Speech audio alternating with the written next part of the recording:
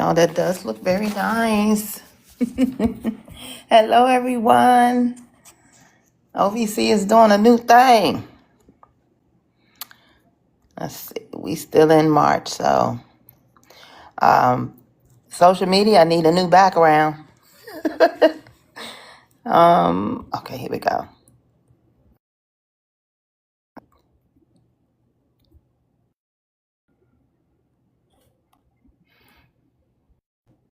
All right, how y'all doing today? Welcome, welcome, welcome. Make sure y'all come on in and tap that screen. Share this out. Let me do my shares. I'm gonna repost it and then share it to my story. I hope. I told y'all this weather here in DC is just as bipolar as it want to be. Now today it's raining and chilly. we was in booty shorts yesterday. Today we need umbrellas and coats. I loved it. You like it, Shiloh? Isn't it nice? Yeah, we trying to do some new things. I'm not coming to Cleveland. Ohio can miss me with their weather. It's worse.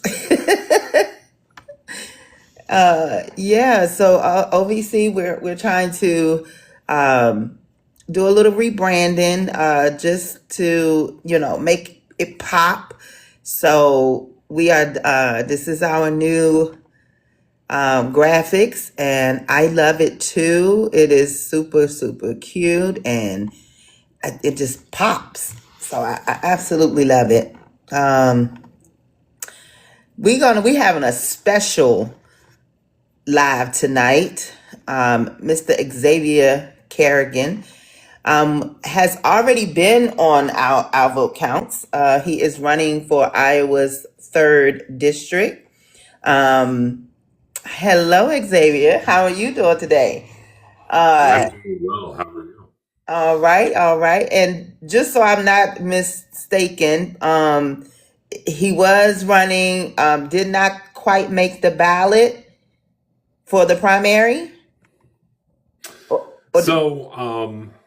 So, but what? Yeah, that's really just about it, right? Is that we were this close? I mean, really, when it comes down to it, you're talking right around 5 or 6% of the signatures that we needed.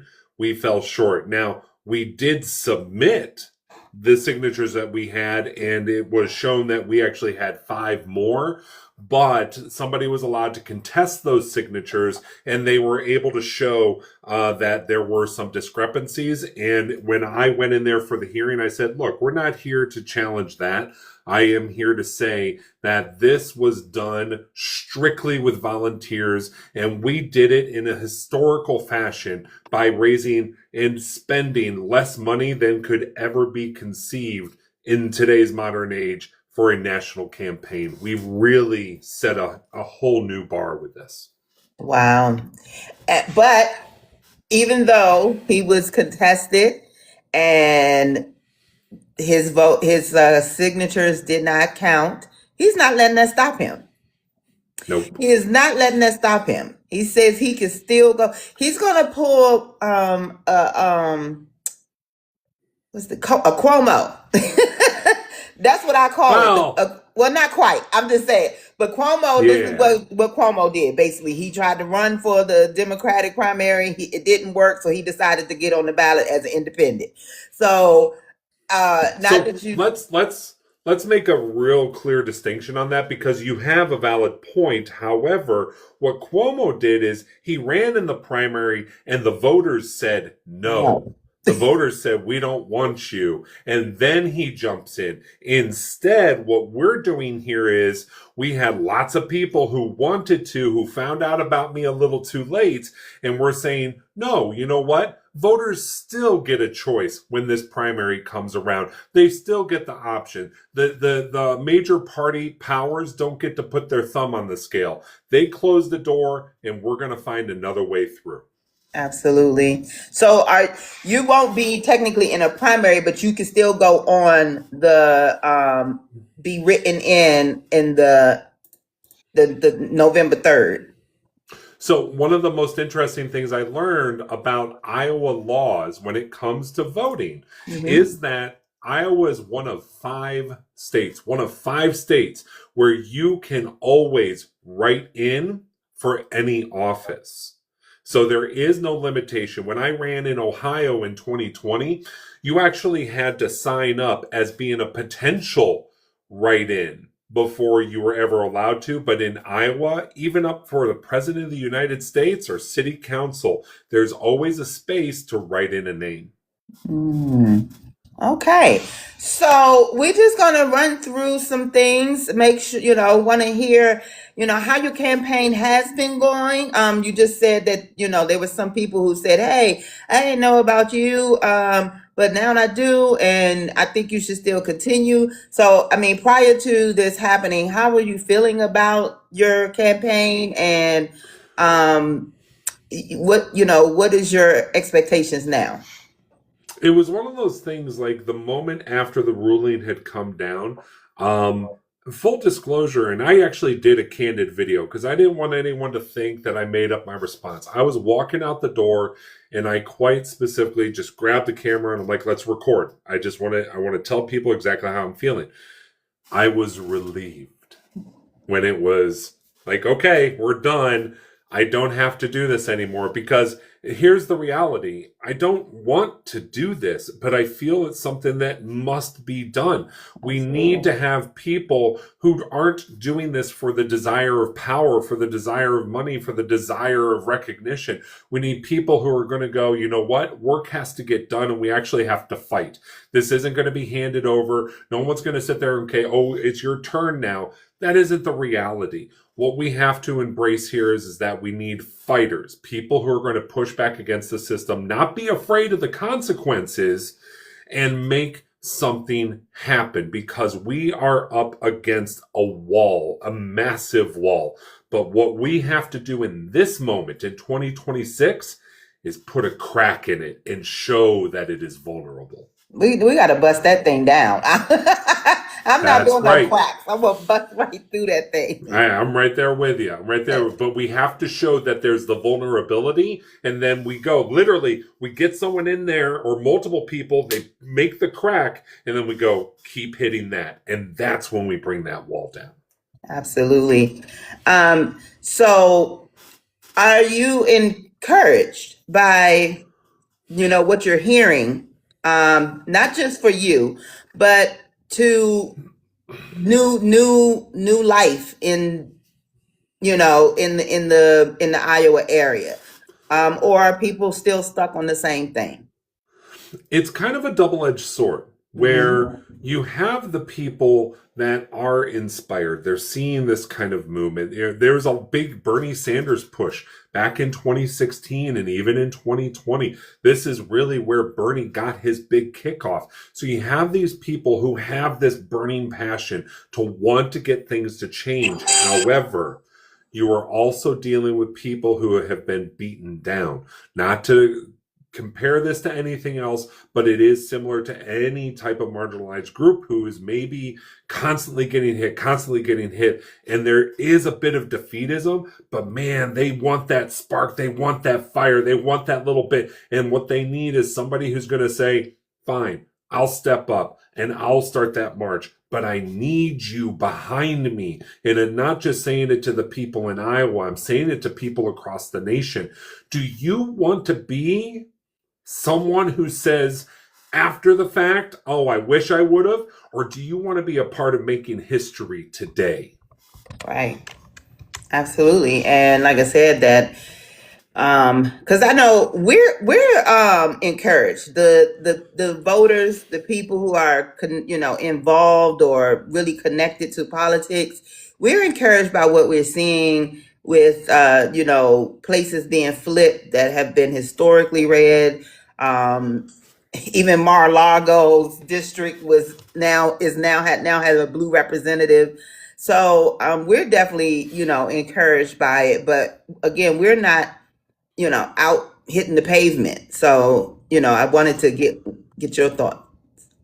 Can I stress in this moment more than anything else, because I am still on the trail. I am still talking with people. I've interacted with some groups here just recently, and the big thing that I'm already starting to tell them is you have to play cautious in this moment. And I'm going to hit you with something real hard here, but bear with me. I want you to imagine something right now. And by the way, people who are in the chat, I want you to listen closely, because I am going to ask a question and I want you to respond. I want you to respond if you can. And I want you to think about two fighters in a ring, two of them, right? And they're going after each other. Well, the one fighter, he starts getting his butt kicked. He starts taking punches. He's getting knocked down. The other guy's getting on top of him, and he's bashing his skull in. He's taking the hits, and blood's pouring out of him. And you're thinking to yourself, what is going on? This guy is getting destroyed. And the other guy, he's so cocky, he stands up, he starts putting his hands up. Fight ain't over, but he's sitting there taunting the crowd. He's firing them up. He's getting them excited. The guy on the ground, he's just sitting there in pain, and more kicks and punches are coming in, and it's hurting. And you sit there and you're starting to feel bad for this guy. And then the guy who's sitting there pummeling and bashing him in, he turns around, puts his hands up, and then suddenly he drops as he tears his ACL. The winning fighter is now on the ground, and the fighter who's been getting bashed in this entire time, blood pouring down his face, he kind of gets up and he puts his hands up and he's like, I'm winning.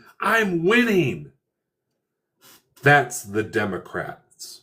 The Republicans are the one who were winning and tore their ACL. Here comes the question. I want you to ask yourself this right now. Tell me, what have the Democrats done differently in the last 2 years, in the last 4 years, in the last 6 years? What is different about their policy today that got us to where we are right now? What have they done differently in these past few months that have gotten all these votes? And that's the problem. They will stand up as the Republicans buckle and fold under their own weight and try to claim a victory. But what happens when that next fight shows up in 2028? What happens when the next fight shows up in 2030 and 2032? Sure, they might look like they have won a fight, but they're no better than what they are. The only reason why they won is because the other one hurt themselves, because the other one failed, not because they won. And that will bring about something far worse than what we are dealing with now. So I urge you and everyone, exercise caution in this moment. If you do not choose to do something different, if you choose to do the same things that got us here, if you don't choose a Mamdani, and instead you go with the regular old status quo, it will be worse. Hear me now, quote me later. And that was my answer. As I thought about it a little bit, my answer is that what we are seeing for the Democratic Party being put into place is the more progressive Democrat. So, like you said, it may not have been anything they've done in the past 2 years, 5 years, 10 years, but what we're presenting today is where we need to go for the most part. Yes, there are still some traditional Democrats who are, going with the status quo, whatever. And, but people like yourself, some of the other candidates that's in the comments right now, they are coming with a progressive mindset. And that is what's the difference, is that they are now presenting a progressive platform, actually talking about what needs to happen in this country and how they're going to make it happen. And that's like my biggest thing. What I do on here is I try to push the candidates to really state what their purpose is of going in there. Don't just say, "Oh, it needs a change." How are you going to change it? What are you going to do differently? Because we've heard you could tell me all day that, oh, the price of groceries is too high. I know this. How you gonna get it down? That's right. So if we are giving the option on the Democratic side of people who actually are going to come with answers, then that is what we're doing differently. But again, matter of fact, I was speaking to someone the other day who I asked him, this is a Republican, or someone who has become a Republican in these last election. I said, who are you voting for in the midterms? Now, I wanted him to name someone in particular. His answer was, well, I'm voting red down the ballot. I said, but who? Because if you could vote someone red all you want, if this person is still coming in there with the ideas that black people don't deserve anything, then you still not going to get nowhere with that red person or blue person. That's right. So, I mean, I just, definitely push people to be informed with who you're voting for. I don't care who you vote for, just be informed with who you're voting for. 100%. And that can't be underscored enough, because we are now living in an era, and I don't want to say that this is unique. It has happened. It's come and go on in waves throughout the time of our country and probably long before it. But what people do is they start to get scared and they lose the nuance. They lose the particulars. They aren't starting to think about, what is it about this person that I don't like? What is it about them that I do like? But it's also the responsibility of someone like me as a candidate to give them those distinctions, to provide them the differences, because nothing makes me more upset, especially back in 2016 and 2020, when all I would hear are platitudes. I believe that people should have access to health care. Don't talk to me about access to health care. I have access to a Mercedes-Benz. I just don't have 80 grand to go get it. I have access to cancer health care and cancer research. I just don't have 500 grand to go through the process. Instead, don't talk to me about access. Talk to me about the solutions, exactly what you're talking about. And when the candidates start talking about Medicare for all, getting rid of the student loan debt through a tax on speculative trading, when they come to you with solutions, you also, as the voter, need to be able to cite them. And don't blanket statement anything. I'm going to vote red down the ballot. I'm going to vote blue down the ballot. You may pass up the one opportunity or two opportunities that you had to pick a person that was going to fight for you to begin with. Yes. We've platformed 3. We have 4 scheduled, but one had to, I think he also did not make the ballot or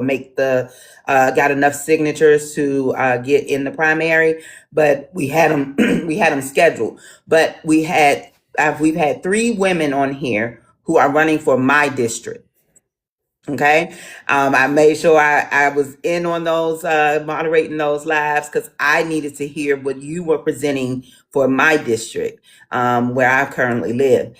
And by hearing all 3, I was able to pick the one that I'm going to get behind. The one I think can go in there with the mindset necessary, with the tenacity necessary, with the smarts necessary. So, and that's how you make an informed vote. So I push this all the time. Come over here, listen to what people have to say, because, especially if this is someone in your district, in your state, whatever, you don't want to just go voting blindly because it's the first name you see on the list.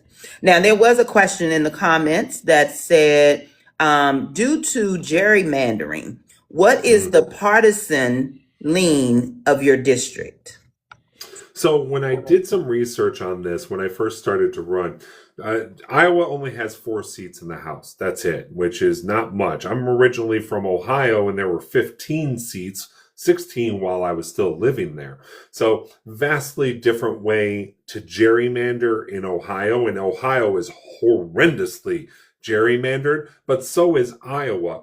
And the way that it's laid out, prior to 2020, what ended up happening is the third district where I am, it's kind of the southwestern corner of Iowa. So think all the way from Des Moines and then head out to the southwest of it. It used to go all the way to the border of Nebraska, and for good reason. There were a couple of towns out there, Council Bluffs and a few others, that actually were more blue.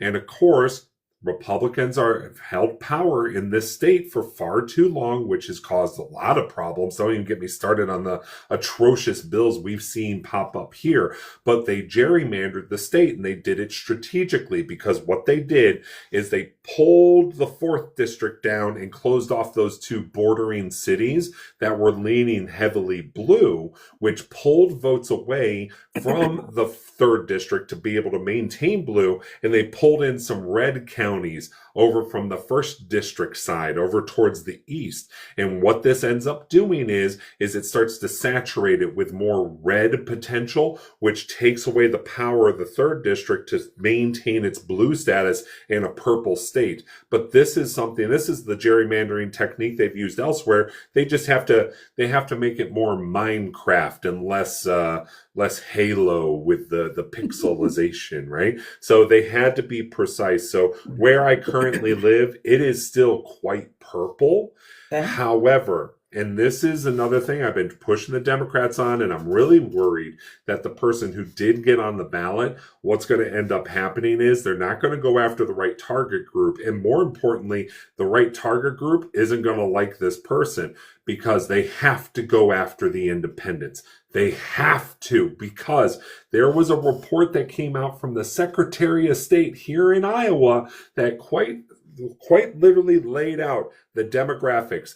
Democrats versus Republicans versus non-party voters in each district.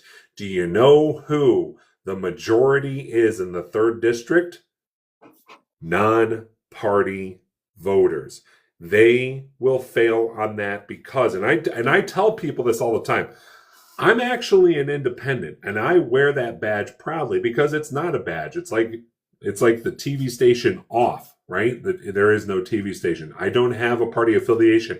But when I ran, I knew I had to join a party, and I better align with the Democrats. So, of course, I'm going to join the Democratic Party. But I wanted to give independent voices an opportunity, and to do it with the Democratic message, because in my opinion, the Democrats are usually right. They just don't have any of the balls to get any of the stuff done. They need fighters, and that's what I brought to the table for them, and what I'm hoping that I can continue to do so by winning this primary with a write-in ballot. Absolutely. So the way Iowa works is everyone runs in the primary together, and it goes 1 and 2, or it's not separate, because we have some states that there are a Republican primary, a Democratic primary, and then the independent or non-party affiliates don't get to vote in either one of those. You have to be registered as a Republican or registered as a Democrat. But then you have what is called like a jungle primary, I think they call, where everyone can be in a primary, and you can vote for whomever you want, and the people who get the 1 and 2 spots are your runners for the main election. Yep, that's right. So here in Iowa, you have to be in the party in order to partake in that particular primary. So part of my strategy over the next 2 months is going to be, anywhere that I go to speak, there I'm also bringing voter registrations to be able to get people to say, hey, you're an independent, you can still participate in this, because in Iowa, you just had to sign up. And by the way, I got to remember what the timeline is. I think it's only a few days, or it's the day of. You can sign up and become a Democrat. But what I'm telling the independents is this, and I'll kind of give you my kind of ad that I'm going to do. Mm-hmm. Hi, I'm Xavier Carrigan. I am running as a Democrat, but hear me out. I'm actually an independent. How does that work? Well, I knew I had to be in this fight. I knew I couldn't stand on the sidelines as an independent, so I got involved. And that means, for the time that I'm doing this, I'm a Democrat. And so to all the independents out there, I'm asking you, it's time to get into this fight. It's time to get our country back. Sign up as a Democrat. Help me get on the ballot. You can go back to being an independent and help me win the general election. And we finally start fighting for our country. What? Sounds good to me. So, for those of you out there, one of my favorite sites I like to go on is called independentvoterproject.org. Okay. And independentvoterproject.org breaks down each state, lets you know how many registered voters are in that state, how many is Democrats, how many Republicans, how many are other independent. It tells you how their primaries work. And it also tells you like election litigations. Currently in Iowa, there are 2,041,855 registered voters. So you got 2 million registered voters in Iowa. 561,000 of them, with about 27.5%, are Democrats. 36.6% of them are Republicans, about 748,000. At a whopping 731,000 people are either other or independent. That is 35%. So it is almost the same, 36% for Republicans, 35% for independents. So, as he said, it's really a purple state. He just has to convince these independents to vote for him.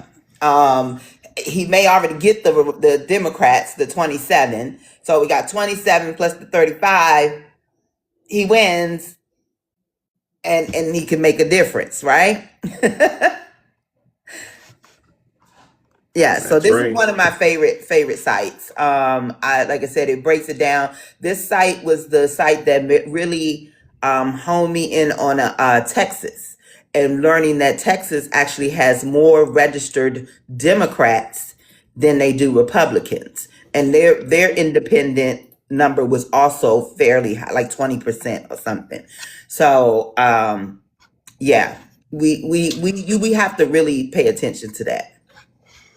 And right now I'm trying to find the image. I'm pretty sure it's on my phone, and I don't want to accidentally, dip off of here. By the way, to those who said hi, I appreciate it. I really do. But there's an image which is from the Secretary of State, which gives you those numbers. It breaks down the registered voters and tells you, let me see if I can kind of remember off the top of my head. It was literally like 163,000 registered Democrats in District 3, 165,000 registered Republicans, 168,000 non-party independent. This is where you win this election. And I'm going to tell you that the Democrats are going to come up there and give platitudes, give half measures. They're not going to go all the way in on this. They're not going to do the progressive message. They are going to half measure it. And there is a risk. There is a real risk, because the polls are showing it right now. But if the Republicans get any kind of upswing, this could completely fall flat on its face. People are hungry, even here in Iowa, for something different, because even when I spoke, I had at least just 5 that I personally know of, Republicans who signed my petition to get me on the ballot. And that was after 5 or 10 minutes of discussion. They went, oh my God, I actually agree with you. Yeah. Because my policies aren't the mealy-mouthed BS that you've been hearing from the Democrats for years. I'm actually coming to you with solutions, and I'm giving you the actual solutions that we can implement. I'm not going to sit there and tell you, yes, I believe that you should have rights. I'm going to tell you how I'm going to fight for those rights, how I'm going to get those rights in your hands so they aren't ever taken away, to codify Roe v. Wade, to solidify gay marriage in this country, to do something about reparations, to do something that moves this country forward and gets us out of the muck that we're stuck in. Absolutely. That was going to be where we're going next on there. The site again, the site that that I'm talking about is Independent Voter Project. All one word. They put everything together. Independentvoterproject.org. ORG. So yeah, you wanted to check that out. Now, so as you said, folks are actually going to have to do their work and not be able to just check your name. They're going to have to write your name in. Tell them your top 3 things you plan on doing for not just Iowa, but for the United States, because you're trying to go to the Congress, correct? That's right, U.S. House. And right. So give us your top 3 platform ideas of why they, and why people should be voting for you in Iowa. I'll give you 4, and only because the 4th or the first one I'm going to tell you should be a no-brainer. And if you can't get my opponent to say this in the primary, this should immediately disqualify them. And that is immediately call and fight for the impeachment of Donald Trump. There is no question about that. Taking us to a war that is one day a war, next day an excursion, the next day a peace deal, the next day a struggle for oil. We don't need this right now. Our country is going to be in a far worse position if that doesn't happen. So impeach, convict, remove, and arrest that son of a bitch. He needs to go. But that's number 1. Number 2, or at least number 1, the real number 1 for me is Medicare for all. That is a non-negotiable. And on top of which, it's completely fundable through people's taxes. There is an entire system that Bernie had designed in his legislation that makes perfect sense. And the one of the easiest ways that I get Republicans on board with this, because there are a lot of business owners, is I tell them, if you wanted to own your own business, one of the biggest struggles that you have to fight with is, how am I going to take care of my family when it comes to healthcare? You have to go into the marketplace, or you have to find an independent. You are going to have a real fight on your hands if you try to do it today. But with Medicare for all, you'd already have it. You could go build that business. You could go pull your people in, and guess what? You don't have to worry about finding them a health insurance plan, even your part-time employees, because they're going to be covered. And the Republicans are going, hold on, no one's ever told me this. Exactly, because the Democrats are always too skittish. They're too goddamn afraid to have these tough conversations and meet the Republicans where they are. Because I'm a former Republican. I was born and raised one. I became an independent shortly after I started to vote. And then eventually I joined the Democrats simply because I want to help them fight, because they have the right message, no way of doing it. So Medicare for all, number 1, without a doubt. Number 2, it's going to be fighting for the multiple areas of rights of people, but the biggest one in particular for me has got to be codifying Roe v. Wade. We are now shoving people back into the proverbial closet with coat hangers, and we don't need to be doing that to people across this country. We don't need to be putting doctors into jail for doing their job, which that goes into a further discussion with doctors now here in Iowa have the right to refuse service simply because they disagree or they have a religious perspective, by the way. That just popped up in our state. But also ending and getting rid of the student loan debt in this country. Bernie Sanders also had another bill in place where it would have put a 0.05%, not 1%, not half of a percent, half of a tenth of a percent. So 0.05% tax on speculative trading, which means all the people who are making money and not doing a damn thing, not building any wealth out of it, all those people, they're going to actually have to start paying their fair share. And that is contribute to the education of our society, because getting rid of the student loan debt doesn't just mean colleges, man. It also means the trades. It means our electricians and our plumbers and our pipe fitters and our construction crews, and getting the training that they need. And it's all taken care of with that tax, because they're doing these trades in 6 figures, 8 figures, 10 figures, right? And that 0.05%, every time they do that trade, we take a little piece and we say, we're going to make our country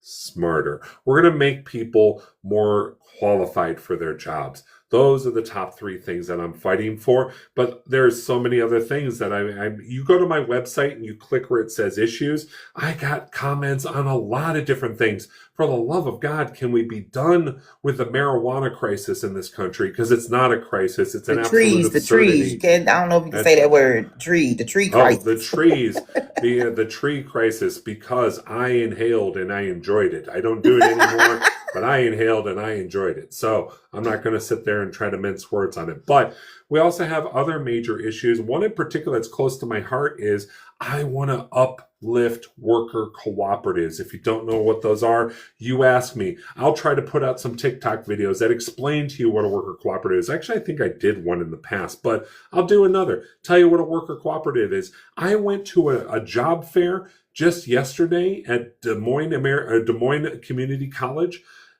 They had, I couldn't believe it, an 850-person worker cooperative. What is that? That is a company that is actually owned and run by the employees themselves. There is no CEO. There is no executive suite. It is one worker, one vote. I couldn't believe it, and I was praising them. I said, I don't even know if you have a job that I want. Here's my resume. If there's a job, I want to join you guys. Because that's what it's about. It's about one person, one vote. It's about actually believing it. It's about getting rid of the electoral college. It's about getting rid of this ridiculous system where it gatekeeps unnecessarily, where it says you have to have 1,724 signatures. We're sorry, 1,680 just wasn't enough. Come on. Come on. Uh-oh, I think you put yourself on mute. There you go. I did, because somebody came in the office to do some cleaning. Okay, let's go down your list a little bit. Now, you said you are all for, your first priority is impeachment, okay? There's been talks about, there's two ways we can get him out of there. One is the, I believe it's Article 2 or whatever, where which is what we normally see, where the House will impeach. And is there any way I can pause just for a moment, because I want to get into this, but can I read to you? I have the numbers in front of me. I found the because we're just coming off of it. yes, Voter registration totals in Iowa. It actually has 2.1 million overall, but okay, in District 3, 165 are Democrats, 183 are Republicans, 184 are non-party. yes, So I just want to kind of get that out there. I found it. I will send it to you guys if you want that. Not that you necessarily would, but I'll send it to you as a private message after this. absolutely. So again, like I said, there's two ways to go about it. Like I said, what we've normally seen, where the Congress will do the impeaching and the Senate is supposed to evict. But then there also is the second way, I believe is I might have mixed them up, the 25th or whatever. But the second way is to basically, we would evict him and the whole administration through the second way. So how do you plan on going about it if we do not also get the Senate?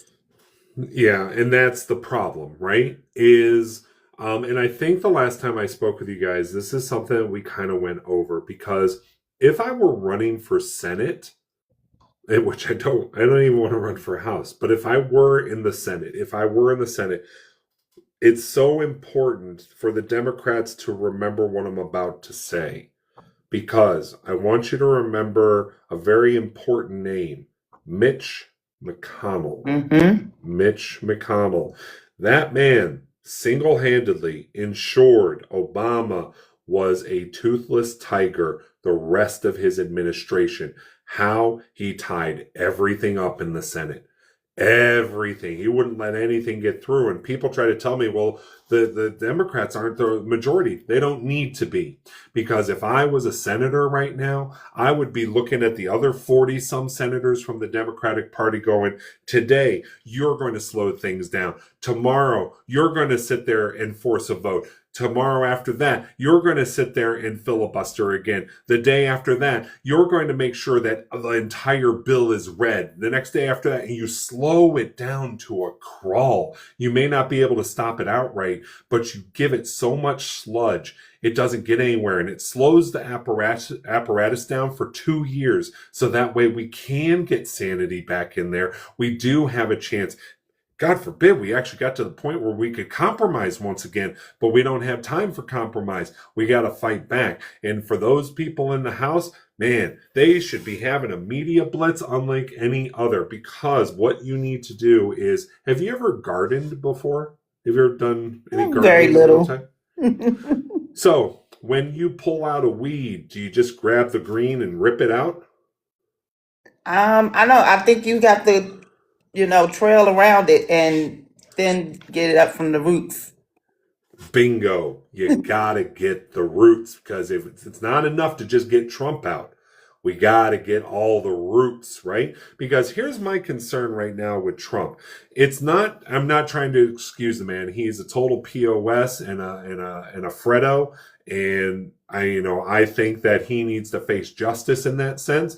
But I'm concerned about the reports that came out that they're basically just giving him war corn, where every day he just sees this, oh, look at America. It's basically like, what is the one from South Park, Team America, right? America, duck, yeah, Yeah. right? It's just like that they're showing him. So when he comes and speaks to everybody, it sounds authentic, because to him it is. He's a puppet. He's the worst kind of puppet, because he's a puppet who's willing to be bought off. And he is. And it makes it even more difficult, because he's so believable that those who support him, they're just like, why wouldn't I believe him? He sounds authentic, because he probably is. There are a bunch of people on the inside like Stephen Miller and all these other snakes who are ensuring that all he sees is the message that they want sent out. So again, I'm not trying to excuse him. He needs to get kicked out. He needs to be put into handcuffs. But I think there's far more sinister things going on right now. And we need to be mindful of that. It's not enough to pull the weed. We have to get the roots. Absolutely. Now you kind of went into the Medicare for all a little bit. You full steam ahead on the somewhat of the plan that Bernie Sanders, not Barry, but Bernie Sanders. Barry Sanders, he could probably get some law going too. But Right. What he had proposed as a valuable Medicare for all, or in healthcare for all for people, you're pretty much on board with that idea.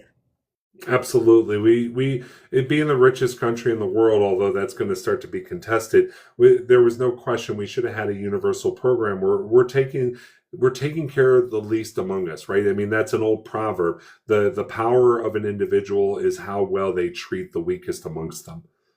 And so we can't even take care of the weakest amongst us. We sit there and say, put on your bootstraps. What are you doing out there? Dur, dur, dur. But they're not, those people, they actually need a hand. They do need a hand.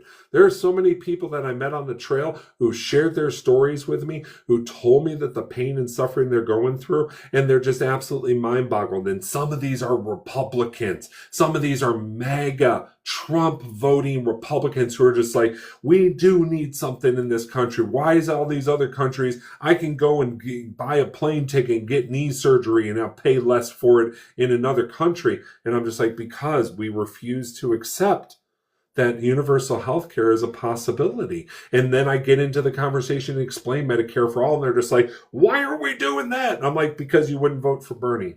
Exactly. Exactly.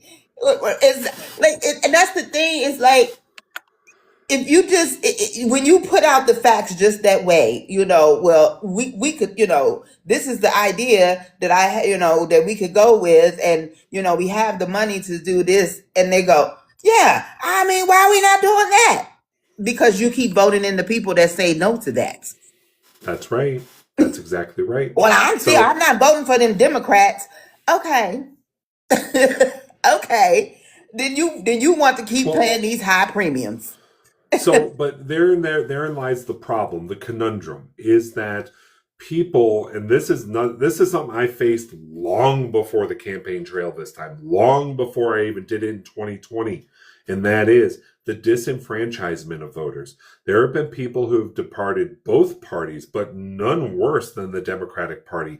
Why? Because of the platitudes that they constantly serve up. They're like, yes, I'm going to go up there and fight for you. And then they watch for 2 years or 4 years and nothing changes. It's all the same. The bankers get bailed out while we're sitting there footing the bill. What did you expect people to do? Because there are people who are clever enough to figure it out, but they get so damn frustrated because there is no solution in their mind. But that's what I'm trying to present, is there is a solution. There is a way out. And the only way we do that is we stop voting in these people who are going to uphold the status quo, and we put in those people who aren't afraid to fall on the sword, who aren't afraid to make the sacrifice, to only be there for 2 years and then try to get the next person who's going to do it. This isn't a career for me. This is a career for my opponent in the primary. This has been a career for my opponent in the general election.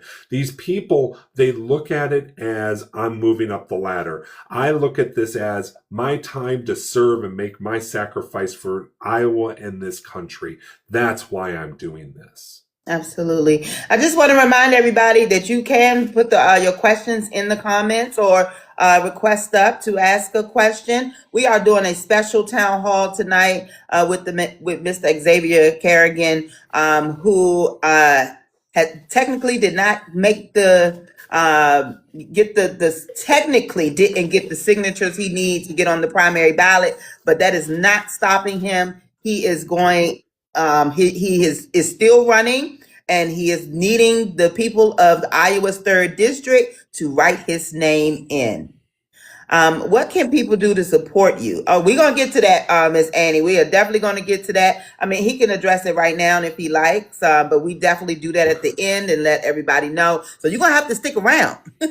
That's right. That's right. Well, you know what? I will give a shout out to Annie there. She is a progressive that I support in Iowa who's running for state house. Mm-hmm. Everyone should also check her out. She has that. And he's been on our show. That's right. And I remember that. It was awesome. I was so happy. I was so happy for her. You guys treated her very well. So, you know, and not even to just do website or Act Blue, because of course those exist. I'll tell you right now, the easiest way for you to support me is to like and share and comment on my videos, get the word out, because with a write-in candidacy, this isn't going to just be Iowa. We need the rest of this country mobilized because, again, this is about making history. By the way, the video you guys put together, like, I almost started crying. Oh, I'm not even kidding. Go social media. Thinking about it right now. It was huge because I was just like, yes, that's the message. Like, you can't sit this out. If you're watching this right now, or if you watch this later, you can't sit out 2026. No one's coming to save you. You have to get involved. You have to get into this fight. It's going to get dirty. It's going to get messy. But if you don't do it now, you're going to be sitting around going, man, I wish. Absolutely. Why not sit there a year or two from now and say, I did? Good job, OVC. Now, your third thing was codifying Roe v. Wade. How we do that? Do you think we would? Because in order for something to be codified, if I'm not mistaken, it needs 2/3 of the states to agree. I think it was, or 2/3 of just the Congress. 2/3 of Congress are going to have to, so you can't do 50-50, right? It'll have to be 67 senators and 200 and whatever, maybe 300 House representatives. Now, here comes in the conundrum of one of the conundrums of Obama that had me upset. Was Obama did have a supermajority and could have codified Roe v. Wade. That was a sin of his era when they had that supermajority, because what the Democrats do is they get all the power and then they play safe. Yes. When you get all the power, that's when you act. That's when you do something. So instead, what they ended up doing was they were worried that they had their, God, I always forget his name, the guy from Virginia or whatever, Maryland. The Democrat. No, the Democrat who's like who's really a Republican. He dropped out, like he stopped recently. Hogan? Nope. Oh, he's a God, I can senator? see his face too. No. Maybe he was a senator, but he was one of the Democrats who everyone was like, he'll never codify Roe v. Wade. He'll never vote for it, so we'll never get it done. Or maybe And you were what thinking about Manchin. Joe Manchin. That's Mm-hmm. right. Mm-hmm. So they would complain about, well, we have Joe Manchin, we have Kyrsten Sinema, not at the time Kyrsten Sinema, but people like that who are going to not vote for it because they're worried about the constituency. My answer to that is, then kick their ass out. You primary them. You tell them, if you're not going to do it, we're going to get someone in there who will, because guess what? The voters start to see that and they're like, oh my God, the Democrats are actually going to fight. Yes, you get fighters in there and suddenly people start to get encouraged and fired up and they vote for you. But not only that, you make the vote, you have the vote, and people then there's a record. And you see, oh, this Democrat said no. So they don't really want you. They could come during their next campaign. They can say all they want. That I believe in women's rights. Yet you voted no on codifying Roe v. Wade. That's right. Can you explain this, ma'am, sir? Can I give you what do you call those? Like, I'll announce this, but it'll be a bit vague. I've not mentioned this anywhere because we got an exclusive, y'all. You get an exclusive. You get an exclusive. I have been working on an app, a website, which will hold them accountable whether they like it or not. My goal isn't about getting in office. My goal is holding every one of these SOBs accountable. That's my goal. Because nobody does. They always get away with it. They always seem to get out the back door with the money in their hands. And I'm done with that. So I have created something. It's in the works. I'm trying to build a team in order to get it going. And once it gets going, it will have points that are accessible to everybody. But there will be some features, of course, that you pay for because that's how it's going to be funded. But what I want to do is make sure that democracy doesn't die simply because it got bought off. I want to use technology to make it more accessible to everyone, and the AI will help simplify it so people don't look at the bill. Because, I mean, how many times have you actually looked at a bill? It is the most discouraging I've looked at them and I'm like, what does this mean? I don't even know what this means. So why aren't we leveraging AI to do it? So that's what I'm working on. There's a number of other key features that are specifically part of my patent and trademark. But when this comes out, no more middle of the night BS. You will know what's going on and you will be able to call your representatives because all that information is going to be right there and you'll be able to reach out and say, hey, you son of a, you better not. And if they do, we keep a record. So all you have to do is go to the site and go, what did they actually do? And hold them accountable. Christopher Williams for Iowa. All your Iowans are in here tonight. I do see your questions. I will ask them. I'm just going to go through to his last point, his fourth point in his platform, which was loan debt. Now, we tried this already, right? Didn't Joe Biden try to get rid of our student loan debt, and he was told by the Supreme Court that he could not do that. So how do you plan on getting around that? Yeah, no, Joe Biden did a half measure as usual. Democrats, they're infamous for half measures. Now, could he have done something? Yes, he had all the power in the world because once the president is in that position, there are laws that protect the Secretary of Education to be able to sit there and sign off on certain things. One of them is, while they could not do it to the private student loan debt that exists, the Secretary of Education. So if there's anybody who makes it up to presidency and wants to call me up to be the Secretary of Education just to do this one thing and fall on the sword for it, I 100% will. And that is the Secretary of Education I can't remember this specific law because I wasn't expecting this question, but there is a specific law that would protect the Secretary of Education and the president from this. And they can go, no, all of the federal debts that exist are zeroed out. Wiped out. And that's it. Wow. I never thought about that. That is definitely, I mean, it makes sense that that's something that they could do without needing to get Congress or pass the law or anything like that. That would probably have been something they could have done. I mean, I get that he was trying to make a difference for the whole of everyone, but that little bit probably could have helped, because we did have a big portion of the private sector already go ahead and get that relief before it got struck down. And so then you, like you said, now take care of the other half of the the ones with public loans, and say, hey, any federal loans, anybody with federal student loans is wiped clean. Yep.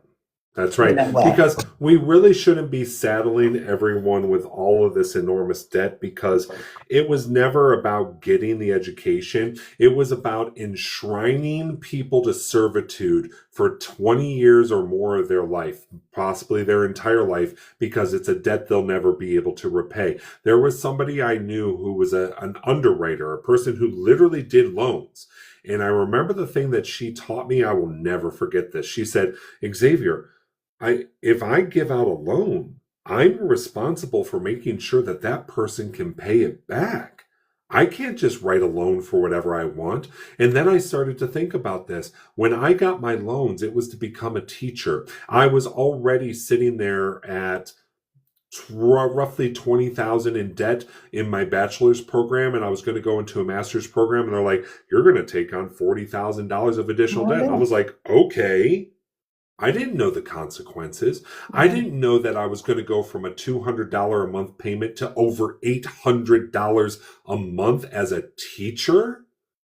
At the time when my salary, literally that would have been more than 55%. It would have been closer to 60% of my salary would have just been my student loan payments. We're not even talking rent or transportation or even food at that point. That's the consequence. The student loan crisis is only a crisis because it is by design meant to put you in a debt trap for the rest of your life. Absolutely. Well, around here we like to do our rapid fires. I mean, your live was a last minute thing, so I wasn't able to do, but because I do this so much, I was able to get it all together right away. So some of these rapid fire questions are going to answer some of you all questions in the chat. Term limits, yes or no? Oh my God, yes. All right. And what do those term limits look like? I categorized it as 4 terms for U.S. House, 2 terms for Senate, and 2 terms for U.S. President. And we absolutely must put a 10 or at most 15-year moratorium on judges. All right. Speaking of the judges, do you think there should be more Supreme Court seats? No. But if that's strategy to get us out of the mess that we have right now, then that's something we have to deal with. While I do think it would be powerful to lock it down and say there's only a certain amount, we still have to keep that flexibility there just in case we ever run into this scenario again. But I think that could also be mitigated by having the term limits to begin with. Absolutely. Should we get rid of the filibuster? Same answer. It could backfire. That's exactly right. Where, there's very few things I ever agreed with Joe Manchin. That was one of them. Okay. Now you have to prioritize one of these 2 things. I know in our fantasy world, we think we could do it all at one time, but I'm gonna give you 2 choices. You have to prioritize: pathway to citizenship or civil rights laws. Civil rights laws, because you take care of your house before you start inviting guests in. Okay. Climate change or infrastructure? Climate change. If you don't have a house to live in, the infrastructure isn't going to mean a damn thing. Okay. Education or healthcare? Healthcare. Again, if you don't have the foundation on which the other one exists, if you don't have your health, you ain't going to learn anything to begin with. You ever tried to take a test while you have a cold?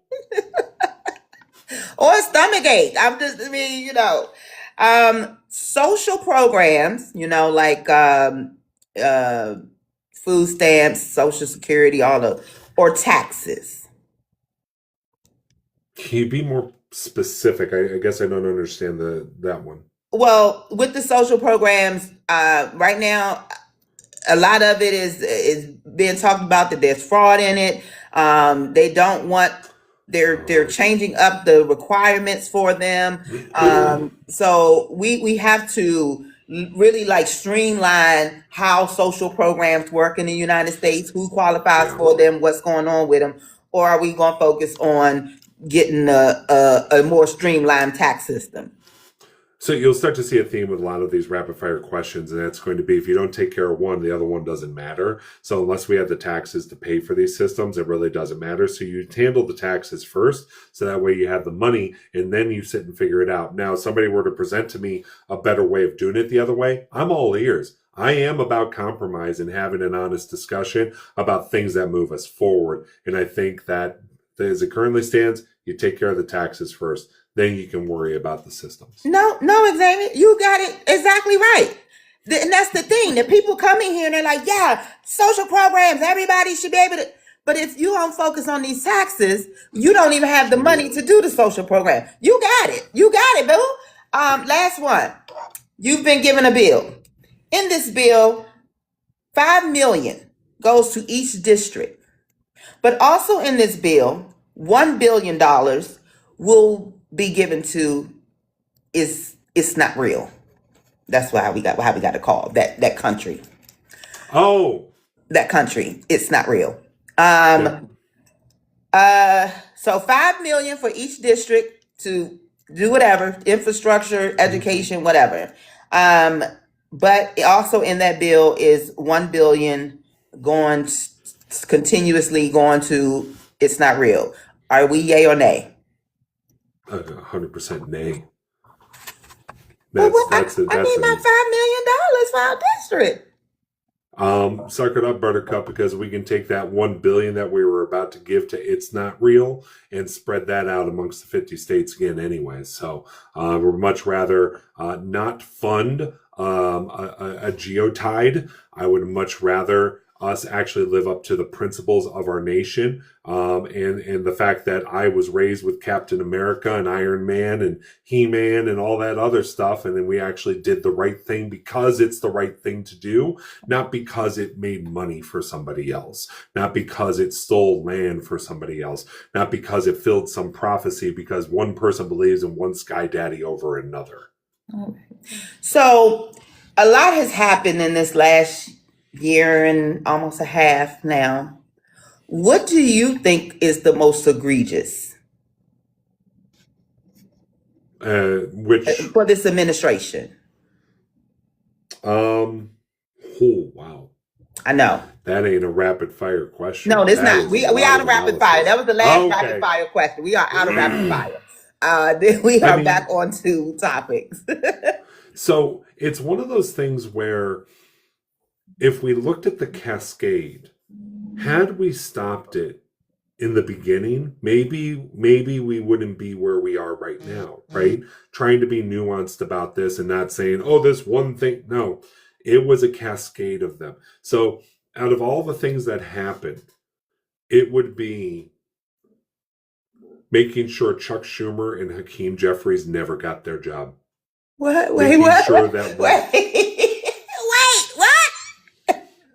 Yeah, you didn't see that one coming, did you? No. Because here's the thing. We haven't had honest opposition this entire term. Trump was going to Trump no matter what he was going to do. But we had nobody pushing back. There was no honest defense. There was no honest opposition party this entire time because it was leaked that the Democrats are like, we're just going to let them burn themselves. And it's just like, whoa, you do realize people are going to get hurt if you do that. But they don't want to waste the political capital in order to do the real fight. But the thing is, and the thing I try to say all the time is, you'd actually get more political capital out of being the resistance, out of fighting back, because there are going to be Republicans who will go, finally, someone's telling the brat no. Someone's telling King Joffrey you can't have everything that you want. There are Republicans who will respect, not MAGA, but Republicans who will respect that. Mm-hmm. They completely threw away it all. They should have been pushing back during Doge. And if they pushed back during that, they would have pushed back during the $400 million bribe from Qatar. And if they pushed back against that, they would have pushed back against funding ICE. And if they would have pushed back against that, we would have still had Alex and Renee with us. And if they had pushed back against that, we would not be sending boots on the ground to Iran right now, where I finally, for the first time 2 days ago, heard from family members who were there. And they're like, we can't go anywhere. We can't do it. My family's not even Muslim. My family's not. They're Zoroastrian. And if you don't know what they're Zoroastrian, that's a lengthy discussion. But just know that my family isn't even Muslim. They're just like, we want the change, but not like this. You are of Iranian descent? Half. Okay. My dad was from Iran, and my mom was German-Irish. So I look the way that I do, and I actually use it to my advantage on a number of things. And that advantage allows me to tell people who the real snakes in the grass are every once in a while. But the fact of the matter is that my cousins, we could walk into the same area and they will face bigotry, and I won't face a damn thing. And actually, here's a more lighthearted way of looking at it. I will go to a family function. I'll walk in and everyone, hey, and then there'll be other people who know the family, and they're like, oh, how do you know the family? I'm in it. I'm a part of the family because I kind of have some Persian features, but I don't look like my cousins, right? They're much darker in tone, or they have the thicker hair than I do. But give me a nice bowl of Chodesh Badam Jun with some tariq, and they'll know for sure. As soon as I said it like that, if there was a Persian in here, they were probably just like, hey, that's my cousin. That's exactly right. Now, Chris had asked earlier, where do you want to put data centers? Oh, okay. So, straight up Elon Musk's butt. But here's the thing. I got into a conversation with some young Democrats here in Iowa, and I brought up using AI, and I could see that one person was very distraught that I even brought it up. Mm-hmm. We are at a turning point.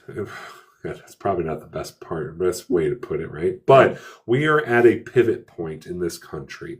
And it's a pivot point we have seen time and time again. Maybe not in our lifetimes, but we are witnessing it right now. What is that pivot point? It's the same thing as when the automobile came out and the people with a horse and buggy said, well, you can't feed that thing. When are you going to have gas? Well, look at where we're at right now. When people came out with the machinery that allowed the industrial era, well, if we don't have people swinging the hammers, well, look at where we're at right now. We're going through an evolution, and it's painful. But I think the key takeaway to this is a conversation that Bernie Sanders and kind of the godfather of AI, I can't remember his name off the top of my head, but they were having a discussion, and they were basically saying, like, look, if we actually had good people at the helm of all this AI revolution, we would probably make the world and our country such a better place, because we'd be designing systems with protections in place and finding ways to make real solutions that help people improve their lives. But instead, we have a race to the bottom when it comes to AI and these data centers, and it's nothing but profit. The biggest problem in this country, second to none, is greed. It will always be greed. And until we find a solution for our greed problem as human beings, expect the suffering to get worse and to continue. But as far as where do we put the AI data centers, we have to have a national discussion on that. I don't have a solution. I don't have a perfect way of dealing with it. But we also have to have an international discussion because China has figured out better ways than we have. We need to be including them in the conversation and not thinking that we can go it alone. This isolationist attitude that has taken control of this country on a lot of different levels has got to go. It's got to go. We have to be able to sit down with those people who are different than us and have a conversation. One of the best life lessons I ever received is when I taught English in Saudi Arabia, and I was living in a place where I was the richest guy in the building, and I'm a teacher. Everyone else in that building, these are all regular workers driving taxis, doing construction in Saudi Arabia, and they invited me to dinner. You're damn right I said yes. One of the best experiences I ever had, sitting down, eating rice and chicken with my hands and the vegetables and the conversation and the laughter. There's nothing like that. When you bring 2 cultures or 3 cultures or 10 cultures together and they finally put all their differences aside and say, how are we going to make each other's, not our lives, each other's lives better? Absolutely. I don't have an answer for the data centers either. I mean, I do know that they are a necessary evil if we want to continue to progress forward in technology. But their current answer, putting them in underserved neighborhoods, places that's already drought ridden, that's not going to work. We know that much. No, it's not. You know, in a place like Iowa, where it's a massive concern, I'm not sure if you're aware of the water crisis that's going on here. And I mean, no offense, all the love in the world to all my Iowa folks out there, but had I known what I was walking into, I probably never would have moved here. So in Iowa, what we're facing is a crisis that we are the number one for cancer rate increase in the country. I think arguably in the world because of our waterways. The Republicans who had taken over the House and the Senate here, what they did is, as opposed to testing the water and seeing the problem of the water that we were having, they took out the sensors. They took out the machines that were telling us how bad the water is. And they said, problem's gone. Problem's gone. Oh, they did Trump's solution. Just don't test the people, then we won't know how many people got C-19. Bingo. That's exactly Nobody right. got That's it. what's going on here. And so we have a water crisis, and yet they want to talk about the potential of data centers here. In my hometown in Ohio, by Bowling Green, Ohio, which is near Toledo, same type of issue where I think it was 3 data centers they wanted to bring in. And for those people who also live there and who were excited about it, because of course I have like Facebook groups and whatnot I'm still a part of. And I watched some of the discussion, and these people who live there, people I know, and they're just like, yeah, we need it. It's going to bring our taxes down. And I'm going, my dude, you're not going to have any water to drink. Your electricity bill is going to be out the roof. So whatever taxes you're going to save, it's going to get ate up by you having to buy bottled water and paying a higher electricity bill. That's right. No, we have to be able to walk and chew gum at the same time. Absolutely. So we're going to close this out with, as we said, your district has more independent voters than they do Democrat or Republican. That's right. Not combined, but individually, yes. Correct. How do you get them to write your name down? I'm so glad you asked that. So I'm a graphic designer, and I actually designed, I do a lot of things, by the way, but one of them is also graphic design. So kind of like this you have up here, you know, I designed this as well, but I designed my trifold. So it opens up, you know, it's got 3 pages, so 6 in total. I'm going to alter it just a little bit. And in that pamphlet, when I do my next print cycle, which I do need donations in order to afford that print cycle, so please chip in to help me get that print done, because we need about 5 to 10,000 of those, and that's going to cost us a couple of grand in order to get it. But in the trifold, when you open it up, the one page will give you 5 opportunities to trace my name. Mm. And it teaches you how to write my name, how to spell it correctly. There'll be like a blank spot at the bottom where you can try to write it again. And I'm just going to hand these out to people. And people are like, oh, can I have more? Just make copies, make photocopies, man. Share it with your friends. I'm going to put something up on my website where people can print it out and learn how to write my name. Get them so used to it that they're going to walk in there and go, oh, U.S. House, and they'll just write it. Right in. No, Xavier Carrigan, and there you go. That's a vote. And here's my real goal with this. It's to win. Of course it's to win, because I do think that I can carry the Democratic message in a way that's going to be unique, in a way that's actually going to show that Democrats can fight, but you have to find the fighters in order to do it. And then once you got the fighters, I can step out and go enjoy my life for a little bit. But we got to have the fighters in there. If we can get just 2,000 people to write my name at 2,000, that's kind of unheard of. That right there signifies that I should have been on the ballot. Mm-hmm. That right there says that this never should have happened. That 84 signatures, such an ambiguous and arbitrary number, was the only thing that stopped me. I mean, even right now, I'm dealing with issues of my name not appearing. I noticed on Ballotpedia today, it got taken down. They are not sharing that I'm still in this race. Oh, I need you out there. I need everyone in here to reach out to Ballotpedia and say, no, this isn't a done deal. Xavier Carrigan is still in this fight. I need your help. And if you want to know how to help, this is one of the many ways. I got a Discord channel, and it's not going to be a place for you to socialize. I'll have a couple of social channels, but it's literally going to have a bunch of channels that tells you what you can do. No one's going to be able to bump it off, so you can always go back and look. But we need help, not just here in Iowa. We need it from across the nation. I'm not asking for an hour of your time. I'm not asking for 10 minutes of your time. I'm asking you to do something you do every single day.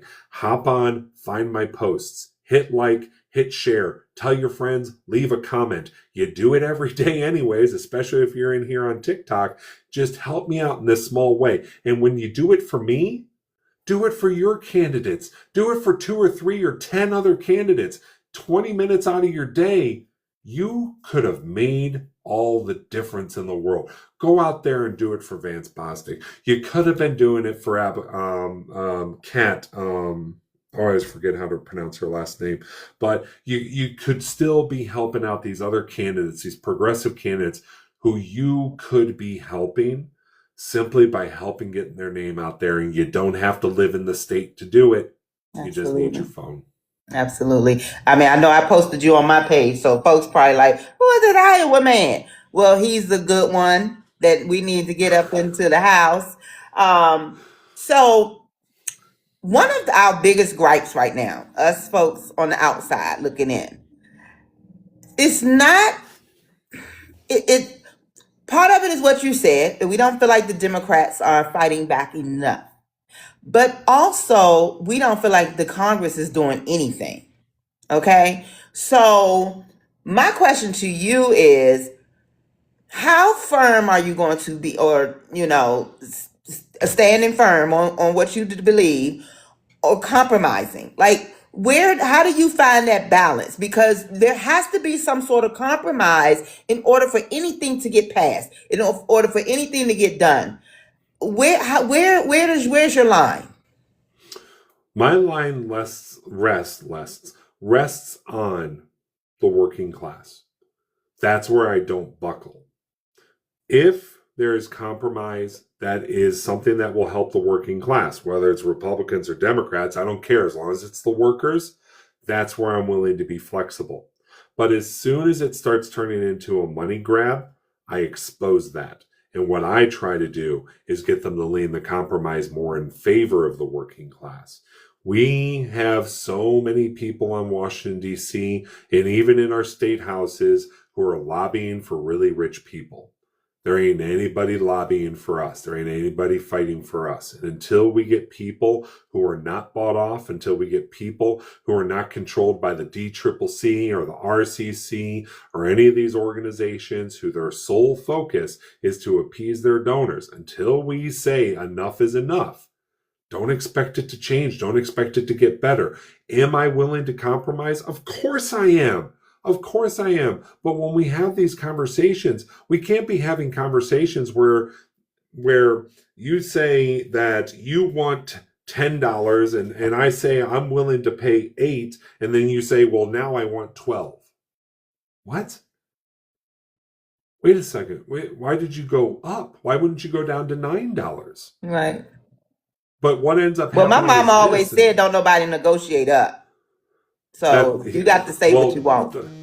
The Republicans are doing that, though, but that's because they know the Democrats will fold. So maybe I did this on my last call with you, but let me do this again real quick. So I have a widget for sale. I have a widget, and this widget costs $10.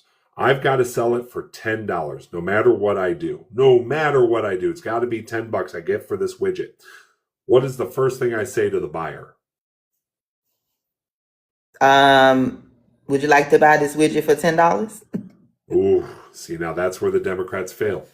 Because I would walk up and say, I got a widget. This widget is fantastic and it is worth $20. But I'll sell it to you for 10. Nope, I don't even say that. No, it's worth $20. It's worth $20. The other person's like, $20. I'll give you $5 for it. I can't go down to $5. This is worth $20. I'll tell you what. I'll make a special deal for you today. $18. I'll go take $2 off. That's 10%. You're going to take it off. They're like 10%, whatever. I'll give you 10. 10 could work, but I'll tell you what. I feel like you're a good person. I feel like, you and I had a great conversation. I can take it down to 15. 15. I'm not even going to buy it for 10. What are you talking about? Pay $15 or else I'm out of here. What if I gave you 12? Okay, we'll do 12. There you go. This is the simple way of bartering. But what has ended up happening over all these years is that the Democrats come up and they say, I got this widget for $10. I need at least $8. And the Republicans have gone, I'll give you $2. And the Democrats take it. But I say it's even worse now because the same thing happens. They're like, I got this thing for $10. Can you give us $8? And the Republicans are going, not only am I not going to pay you, you're going to pay me to take it off of your hands. That's where we are with compromise in this country. We are not having honest conversations. This is why you need someone like myself and these other progressives in there who are actually going to go, you know what? I don't care if I don't get elected in 2 years, but for those 2 years that I'm here, I'm going to fight like hell. I'm going to fight down to the bone. I'm going to fight for those people that I care about. Those are the people you need to be looking for, not the people who are already, they get into office and they're already thinking about their next election. That's another thing is we got to change it to 4 years, not 2 years. So that way we don't have these representatives coming in and then suddenly they're already on their next election. It's absurd. Right. But this is the thing that they're faced with right now, Xavier. Like with this current partial shutdown, okay? So the Democrats are trying to stand strong and say, no, we're not funding DHS. Okay? They're trying to stand strong. Trump's telling this side, don't compromise at all. They're going to either do what we say or nothing, right? But then there's a message going around, and then, I don't know how many people are buying it, but they still are pushing this message that everything is shut down because of the Democrats. Now, at the end of the day, though, it does take the Democrats and the Republicans to pass the bills. So if I continue to say, no, I'm not voting for what you want, you have to compromise in this, but the American people are steadily suffering, how do you not give into that? So for far too long, and this is the thing, Trump has already said it out loud. And that is, they'll do whatever I say. They're not going to fight back. And Trump counts on it, especially at this point. It was funny. Sorry, the hat and mustache was fantastic. But they already know there is no pushback. There isn't going to be a fight. So that's why Trump's like, don't you dare buckle. Don't you dare give in. Because he already knows he's going to win. What it's going to take is this. My campaign isn't about me. Most of the time when I refer to it, I say our campaign, but I don't have a campaign manager. I don't have a finance manager. I don't have a social media guy. I don't have somebody following me around with a camera. It's me and my volunteers, but I always say our campaign, us. We are in this fight together. Why? Because that's how it gets done. It isn't enough for these senators and these representatives to get up there and be in this fight. They have to convince people that we're in it together. When I get up there and I say, hey guys, we're going to have to make sacrifices here for a few months. Maybe we can get it done in a month, but we got to figure out a way. We need to get the community together. And we need to say, because I watched that live in Minneapolis because I went up there over my birthday. I stood with the people of Minneapolis, and those people in dire straits, they got together. They put the community together. They were working together during an intense and futile moment, but they still stood together. That's what we have to do. It's not going to be easy. Do you want to know who my inspiration is for everything that I do? Fred Hampton. Oh, Fred Hampton. Do you know who Fred Hampton is? I absolutely know who Fred Hampton is. He's my inspiration. Do you know why? Because he brought the working class together. He said, guys, doesn't matter what you look like, doesn't matter where you come from, all of us have to pay bills, all of us have to work. What unifies us? What brings us together? And Fred Hampton started the Rainbow Coalition. Fred Hampton brought communities together when they were getting beat down in Chicago, and they killed him for it. Yeah. I was going to say he would inspire me just because he bucked the system. He said, no, I don't need you to give me nothing. We're going to put it together for the community ourselves. So that's really what, and see, and this is my thing, that was kind of a trick question, because the answer to that is you go around it. You if the TSA workers aren't getting what they need, you don't need to make a bill. If all of Congress, all of the Democrats in Congress got together, took their little salaries, if you really cared about the American people, and you made sure these TSA workers got some money, whatever it is, but you could go around the system. You don't have to be a slave to it. You don't have to be, you go around it somehow, some way, and that is one thing you could take from Fred Hammond for sure. That's exactly right. People out there, if you know anyone living in the state of Iowa, specifically the 3rd district, but even not in the 3rd district, if they're in Iowa, tell them to tell somebody in the 3rd district about Xavier Carrigan. Thank you. He has decided to buck the system that told him he didn't qualify for a primary, and he's going to get on that ballot anyway. And all they got to do is write his name in.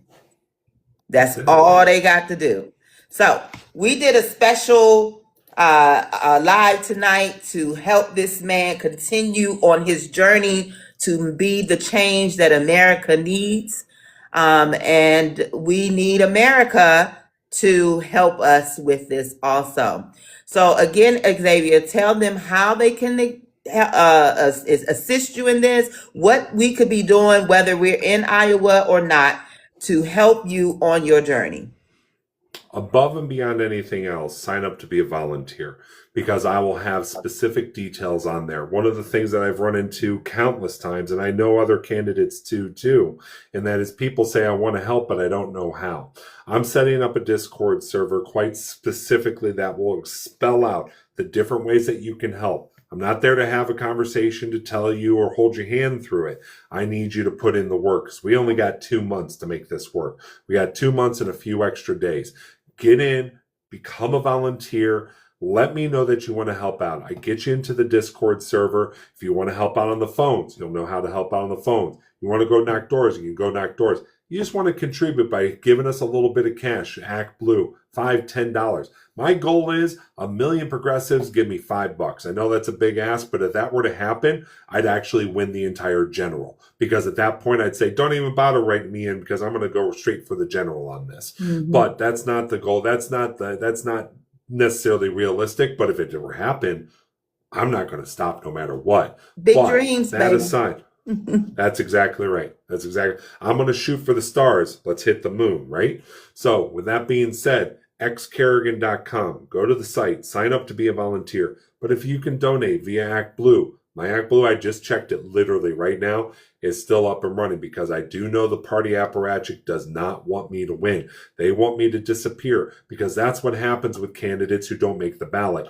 Nothing against them. God love them for what they've done. They put in the work, and every one of us candidates at every level, we know the pain. We know the struggle. And the thing is I've been through the struggle once, but much like a cage fighter that I was in 06 and 07, I know what it's like to get your ass kicked, but you get back up and you keep doing it again. So that's where I'm at right now. It's like, okay, made this far. Let's make it a little bit further next time. That's where we are. Get in, volunteer, help out. You don't have to live in Iowa. You can live anywhere in the country and you can help out. Make this campaign a success because if you do, the only people I answer to are you. Absolutely. Ayana, send me one. You know that 9 is bothering me right now, Ayana. Anyway, this again, this is why we had you back. You have so much to say. Like I said, I really think that you're going to make a difference. I just really hope that, the people of Iowa do not disappoint us. That is probably the saddest part of our democracy is the people who really could make a difference in our lives don't get in the places they need to be. That's right. Can I say, I don't want to forget this because this is one of the easiest ways any of you can help me amplify my voice. One of the easiest ways. Help me connect because connecting with Our Vote Counts was massive. When you guys reached out to me, seriously, my heart swelled. I was like, oh my God, people are in this fight with me. Yes. Reach out to other influencers. Tell them about me. Help me get the signal out there. Because most of the time, it's just me getting the word out there. Makes all the difference in the world. We have double the people the last time I was on this call. So I can't thank you guys enough for being here. But I need you to also help me. Leave comments for Kyle Kalinske. Tell Crystal and Sagar.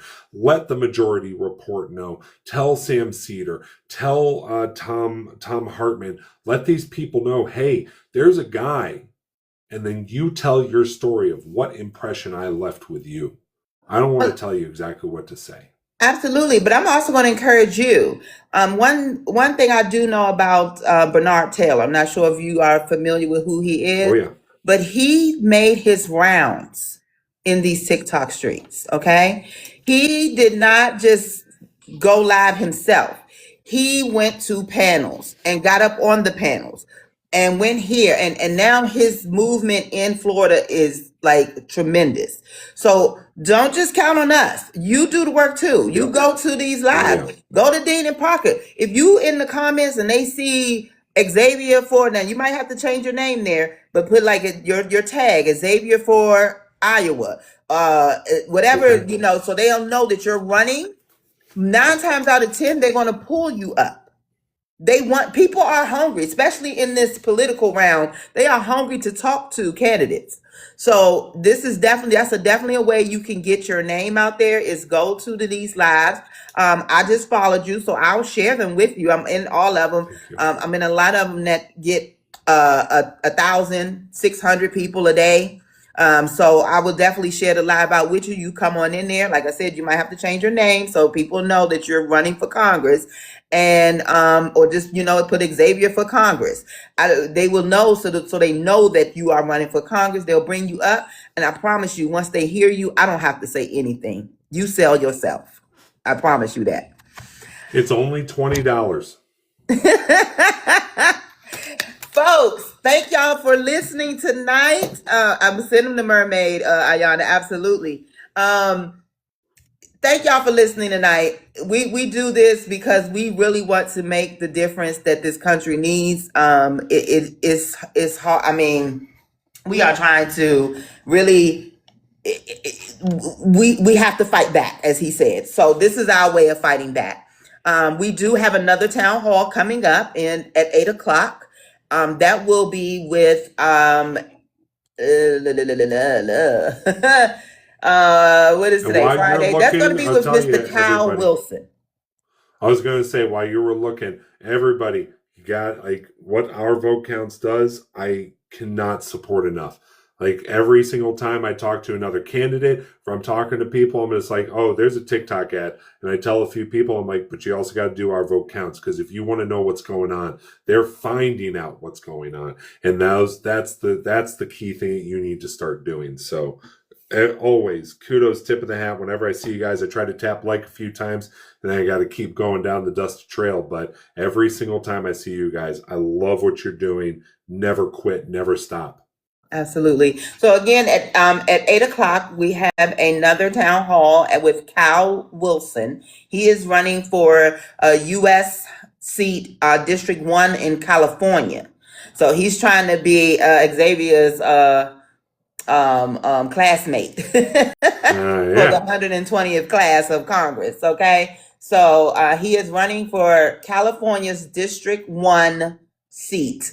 Kyle Wilson at 8 o'clock. Now, Xavier, we are having a round table at 3 o'clock Sunday. We would love to have you there. We're talking with multiple candidates, kind of just shooting, talking about today's climate, issues going on. We bouncing ideas off each other, getting ideas from each other, and really our goal in doing this is to make sure that the 120th class of the Congress and or your state is going in there on the same page. Okay, we got to make sure we are all on the same page. We got the same goal in mind, and we are putting this train in the right direction. So if you cannot make to Sunday, we do them every other Sunday. We have another one coming on the 12th and one on the 26th. So but we will absolutely love to have you there. You would be a great voice for that. Right now I'm open. Send me the invite. Will do. Lastly, if you would like to do what I'm doing, talk with these candidates, help be the change, help be part of the solution, be a moderator with OVC, DM us. Look, I gotta go that way. DM us. Let us know, or this is our Discord. Nope, this is being a moderator too. You can interview the candidates like I'm doing. I know it seems like I make it look easy. It's not, but it is. At the same time, we have a great research team who does all the research on the candidates. We'll put the questions together for you. You can kind of add your own little flair to it, but we already give you the materials you need. You just come on and show your personality, and like I said, help be part of the solution. I appreciate you all coming tonight. Let me just remind you all of who we are. And look, I didn't have my stuff ready, but here we go. We are Our Vote Counts, a nonpartisan coalition of citizens from diverse states and backgrounds, united by a shared commitment to empower voters, promote candidates who stand for integrity, inclusion, and accountability in these upcoming elections. Formed by a collective of educators, veterans, small business owners, students, and community advocates, Our Vote Count represents the strength of unity across geography, race, and ideology. While our stories are different, our mission is the same: to ensure that every voice is heard and every vote truly counts. Through voter education, candidate outreach, and community engagement, we support leaders who are ready to serve the people, not special interests. By working across state lines and elevating local and national issues, we aim to increase voter turnout, inform public dialogue, and build momentum for lasting change. Our vote count is more than just a name. It's a promise. It's a rallying cry. And it's a movement. Oh, look, I said that wrong. It's a promise. It's a movement and a rallying cry for democracy. Together, we are shaping the future, one informed vote at a time. So remember to keep joining us because your vote is your power. Thank y'all. See y'all at 8 o'clock.